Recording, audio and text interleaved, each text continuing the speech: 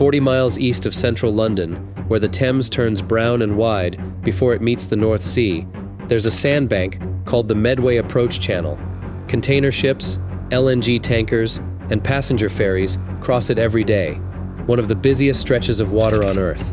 2 miles off Sheerness, 3 rotted wooden masts stick up out of the water like fingers reaching for air. They belong to an American Liberty ship from the Second World War, sitting on the seabed in 30 feet of water. Sheerness itself is a working port town, all cranes and container stacks and gulls fighting over chip papers, the estuary traffic never really stopping, day or night. Nobody who lives there thinks twice about the masts anymore. They have just always been there. To most people driving along the estuary on a clear morning, those masts look like a quiet war memorial and nothing more. Underneath them sits something else.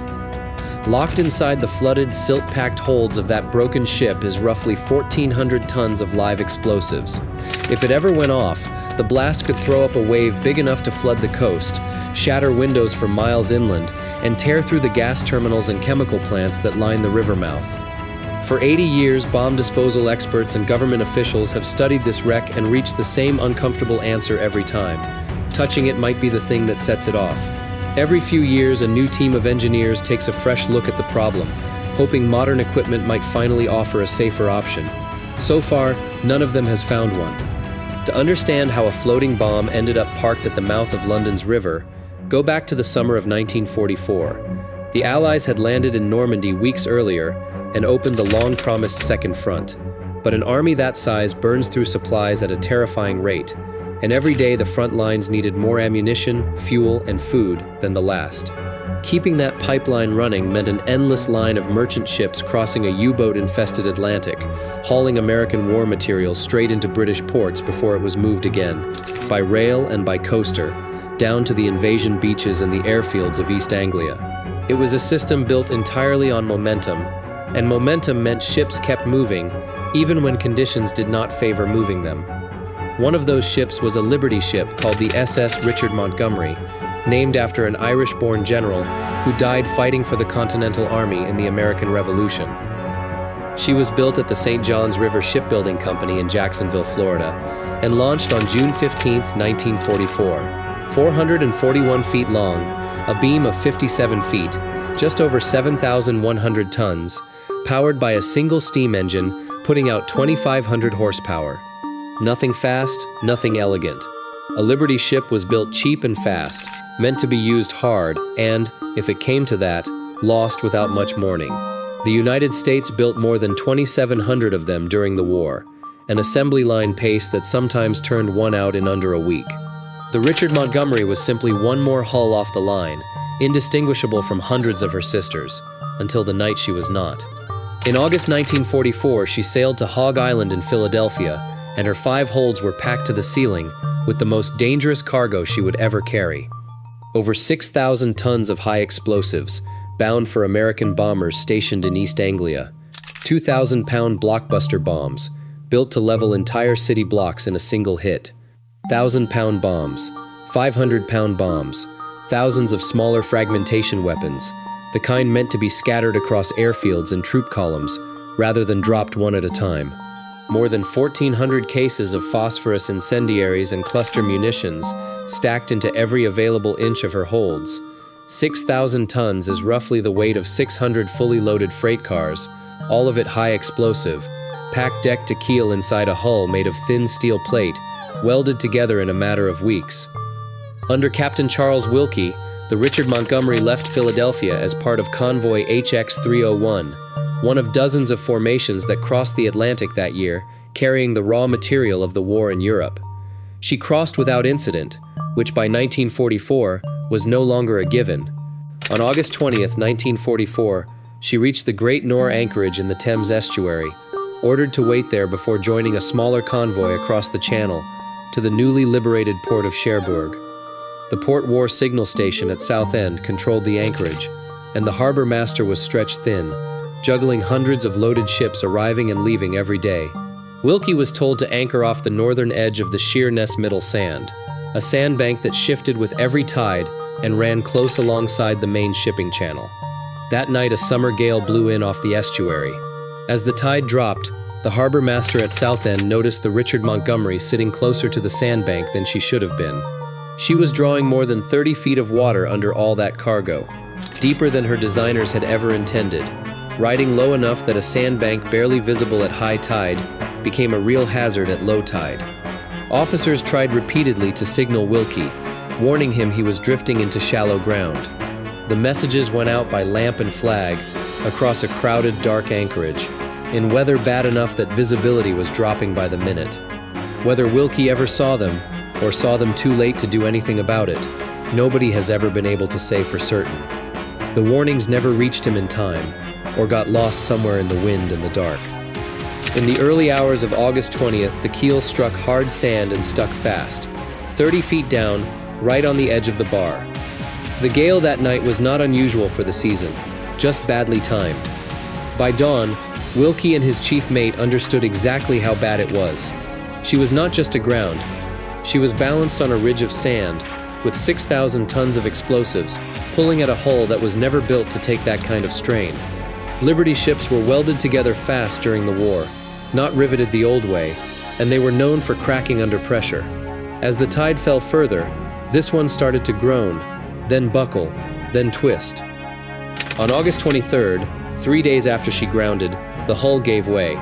A fracture tore across the main deck and down both sides, right between hold 2 and hold 3. Water poured into the engine room and the lower holds, drowning the boilers and killing power to the winches. Wilkie ordered his crew off the ship, leaving the wreck in the hands of the Royal Navy and whoever could be found willing to go near her next.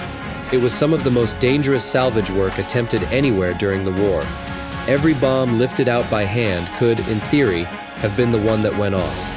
The Ministry of War Transport knew exactly what they were sitting on and moved fast. A Rochester stevedoring firm, Watson & Gill, took the job under a foreman named T.P. Adams, working to strip the cargo out before the hull gave way completely. The conditions were brutal. With no power aboard, the crew ran steam lines in from tugboats just to work the cargo booms. Men climbed down into holds full of black water, feeling their way to bombs they could barely see, wrapping them in canvas slings, and hauling them up onto barges tied alongside.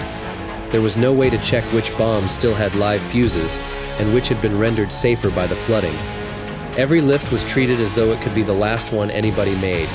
They kept at it for weeks, through worsening weather, and pulled out roughly 1,500 tons of munitions from the forward holds before a severe gale in late September finally ended the operation for good. The sandbank shifted further under the hull, cracking it open even more, and the remaining holds flooded completely, burying the rest of the cargo in mud and salt water. The booms became too dangerous to run. Adams and his men packed up and left, and more than 1,400 tons of bombs stayed exactly where they were, sealed inside a hull that nobody would seriously attempt to enter again for decades. 82 years later, she is still there. The Maritime and Coast Guard Agency runs sonar surveys every year without fail, mapping the wreck inch by inch and watching for any sign that the cargo itself has shifted. So far, it has not. Multi-beam and side-scan sonar, checked where possible against the surviving wartime cargo manifests, put the current count at roughly 1,396 individual bombs still sitting in her forward holds. That includes more than 280 of the 2,000-pound blockbusters, bombs designed to level a city block each. Over 1,500,000-pound bombs, close to 2,500-pound bombs, more than 1,200 cluster units packed with white phosphorus and copper fuses. All told, roughly 1,400 metric tons of TNT equivalent, sitting in 30 feet of water. The bombs were filled mostly with TNT, Composition B, and Amatol, a mix of TNT and ammonium nitrate. Dry TNT is genuinely stable, stable enough that munitions experts handle it routinely without special precautions. 80 years underwater is a different story, and it is the water, not the TNT itself, that turns a stable weapon into an unpredictable one. Salt water corrodes the steel casing slowly, letting moisture reach the explosive inside. When TNT and Amatol break down in contact with iron, copper, and salt water, they can form picrates, unstable compounds that go off from the smallest shock, friction, or heat. A single piece of rusted deck plate falling the wrong way could be enough. Picrates behave less like a modern engineered explosive and more like an unstable chemistry experiment nobody wants to finish. Bomb disposal officers treat any suspected picrate formation as an immediate no-go zone, no exceptions. There is a second problem sitting in Hold 1, and it may be worse than the TNT itself. White phosphorus ignites the moment it touches air. No spark, no fuse, no external trigger required at all. If those casings ever crack open, whether from a shifting hull, a repair attempt, or simply a change in the water level, the phosphorus catches fire instantly, burning past 1500 degrees Celsius. That kind of heat next to 1400 tons of high explosive would set off the rest within milliseconds, faster than any evacuation, any warning siren, any plan drawn up on paper could possibly outrun. There would be no gap between warning and impact for anyone close enough to need one. The Royal Navy and the Atomic Weapons Establishment at Aldermaston have both modeled what a full detonation would look like. Their conclusion, reached independently more than once over the decades using different modeling methods, has never changed. It would rank among the largest non-nuclear explosions ever recorded. The 2020 Beirut blast came from roughly 2,700 tons of poorly stored ammonium nitrate, killed more than 200 people, injured thousands more, and flattened a large section of the port district in a matter of seconds. The Richard Montgomery carries close to half that raw tonnage, but a far less stable mix of compounds, sitting far closer to a dense population than Beirut's port ever was. The shockwave alone would rip through the water fast enough to gouge the seabed and throw a column of water hundreds of feet in the air. That much displaced water becomes a wave, somewhere between 16 and 30 feet high, moving across the estuary within minutes. Sheerness sits 2 miles away, home to more than 11,000 people, low-lying and close enough to the water that it would take the worst of it almost immediately. Southend, Shoeburyness, and Canvey Island would not be far behind, each of them within easy reach of a wave that size moving up a narrowing river channel. Windows would shatter for 12 miles in every direction, and the shockwave alone would tear into homes, schools, and shops across Kent and Essex, long before anyone inland even understood what had happened at the coast. The bigger danger is what sits along the riverbank near the wreck.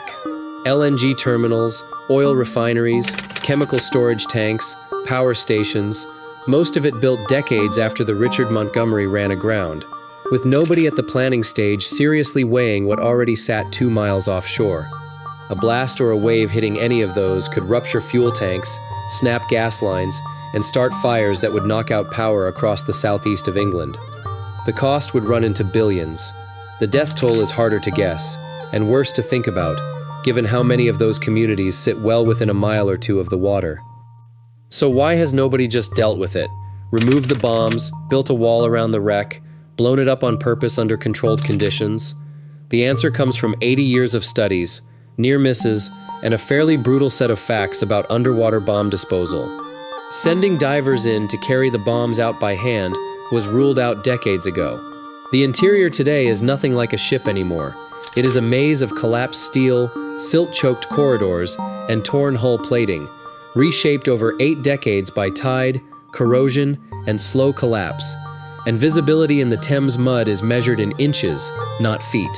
A diver would be feeling his way past corroded bombs with the fuses still attached, in cold water with a strong current pulling at him the whole time. Bump the wrong casing and the dive team dies along with everyone downstream of the blast. No insurer, no contractor, and no government agency has ever been willing to sign off on that level of risk for a job that could take months to finish. Building a concrete cofferdam around the whole wreck sounds like the obvious answer on paper, a way to seal the whole problem off from the sea for good. It is not. Driving steel piles into the sandbank around a hull this fragile sends vibrations straight through the ground and into every unstable bomb casing inside it, and the currents that would form around a structure that size would eat away at the sandbank underneath it, which could bring the whole thing down anyway. Engineers looked at the idea seriously more than once. Every version of the plan ended the same way, with more uncertainty than the wreck already carries on its own. Blowing it up on purpose is the third option, and it is politically dead on arrival because of what happened to the SS Kielce. The Kielce was a similar munitions ship that sank off Folkestone in 1944 and sat on the seabed for more than 2 decades before anyone tried to deal with her. In 1967, the Royal Navy finally attempted a controlled detonation to clear the wreck. She was carrying a fraction of what the Richard Montgomery holds, and she was sitting in deeper water, which should have muffled the blast far more than it did. The blast still registered as a small earthquake at seismic stations thousands of miles away, tore a crater roughly the length of a football pitch into the seabed, and cracked windows and chimneys across Folkestone. Nobody has tried anything like it since, and nobody currently in a position to authorize a repeat has shown any interest in changing that. With every active option carrying its own catastrophic risk, the government settled on something closer to doing nothing on purpose. Officials call it watchful waiting. It sounds like an unsatisfying answer, doing nothing by design, but every study conducted so far agrees on one point. The wreck is currently stable enough that active intervention carries more risk than leaving it alone. That calculation could change with time. For now, it has not, and nobody in a position to decide otherwise seems eager to be the one who changes it. Under the Protection of Wrecks Act 1973, a 500-meter exclusion zone surrounds the wreck at all times. Crossing into it without permission is a criminal offense, and the zone is watched around the clock by radar out of Garrison Point, automated ship tracking systems, and a patrol boat that stays on station near the masts.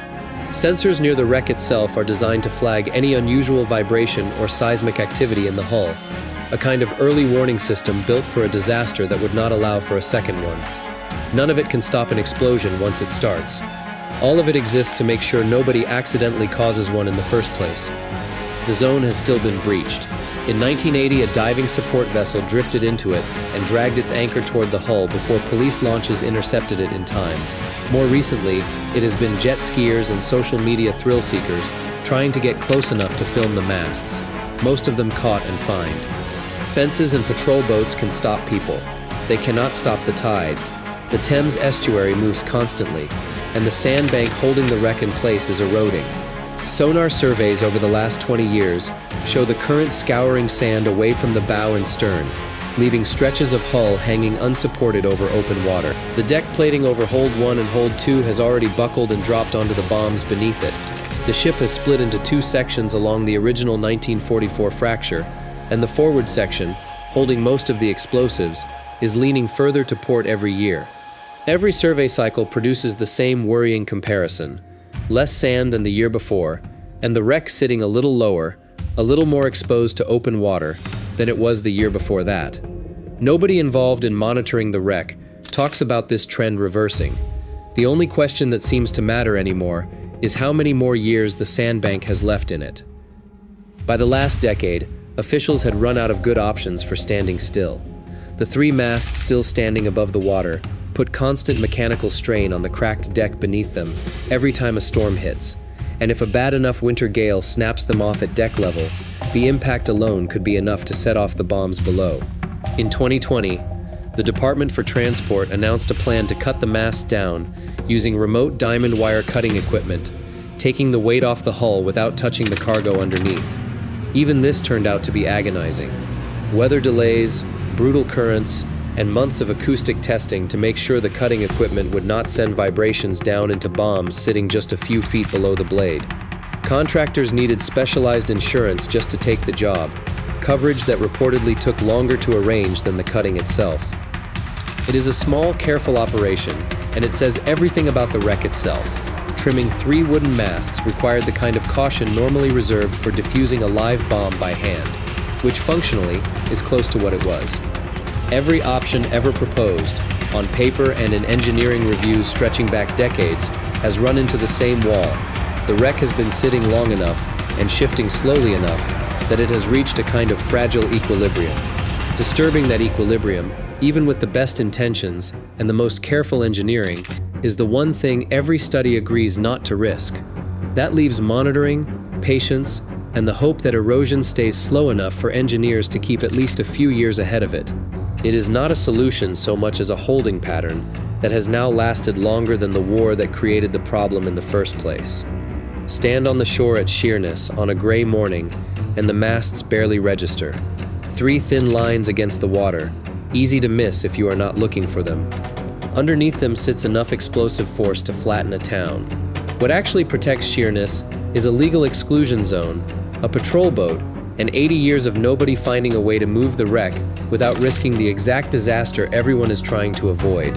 82 years after Captain Wilkie gave the order to abandon ship, the Richard Montgomery is still exactly where the tide left her. She is not the only munitions wreck left over from the war either. Thousands of tons of ordnance sit scattered across seabeds around the world, dumped or sunk and mostly forgotten. Almost none of them sit 2 miles from a town of 11,000 people and 30 miles from a capital city of 9 million. She will likely still be sitting there long after everyone reading this is gone, watched over by a patrol boat, a legal exclusion zone, and a set of sonar readings updated once a year, for as long as the sandbank underneath her holds.